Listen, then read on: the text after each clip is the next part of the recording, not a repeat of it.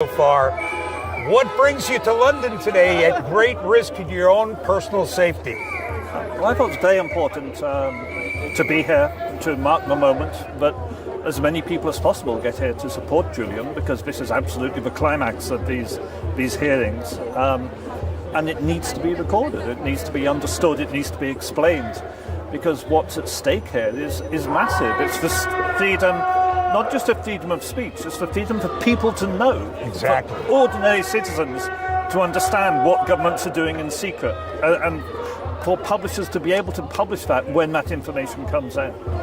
Why do you think it is that the British courts seem so hell-bent on sending him back to the United States, where we know he'll spend 175 years in jail simply for doing the crime of journalism?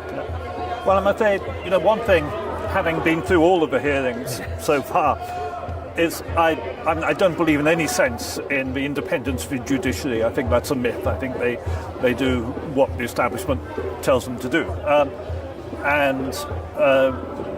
Unfortunately, the British establishment really sees its role in international affairs as being a sidekick to the United States and doing effectively whatever the United States wants it to do. So it's really that simple, I think. I don't think there is any kind of independent British role in this. I think this is all simply being done at the behest of the US State Department. Yeah. And why do you think the State Department is so hell-bent on destroying a man?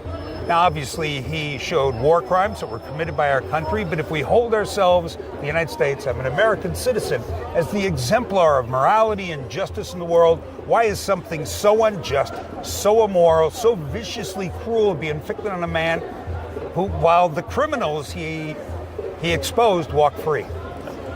I think you have to see it within a wider context. I mean, Julian is, if you like, the top tier of this. This is the most extreme persecution of a publisher. But there's been a war on freedom of speech and freedom of information going on in the United States between the government of the United States and its own citizens for years. And they've been cranking up the pressure.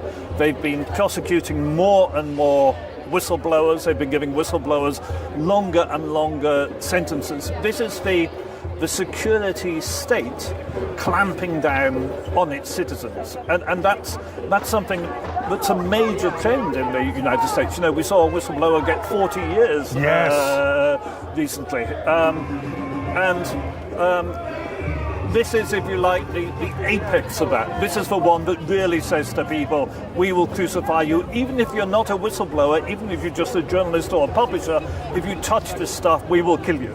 And that's the message they're trying to put out. But you have to see it in the context of that wider war on freedom of speech in the United States. Yeah, it does seem that this is a Rubicon, because prosecuting whistleblowers is one thing, because whistleblowers, to their eternal credit and for the public's better good, choose to break the law. But Julian is a journalist, and this is the first time that a journalist has been prosecuted, so this is, as you say, epically important.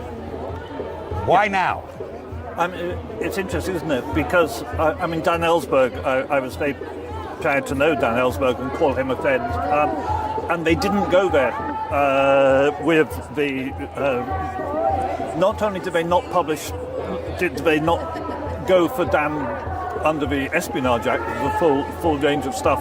They didn't go for the New York Times. They didn't go for journalists at that time. And what has changed? Well, I think what has changed is governmental attitudes. I think there is no longer a respect for the notion of the liberty of the citizen in government circles. I think government sees citizens as people to be controlled and manipulated and lied to, not as people who have a right to actually participate in their country. The government see their own citizens as a threat nowadays. Yes. And that, I think, is what has changed in society fundamentally. Yeah. If Orwell were to come back, he'd say, I'm sorry, this is too Orwellian even for me. I think that's very true.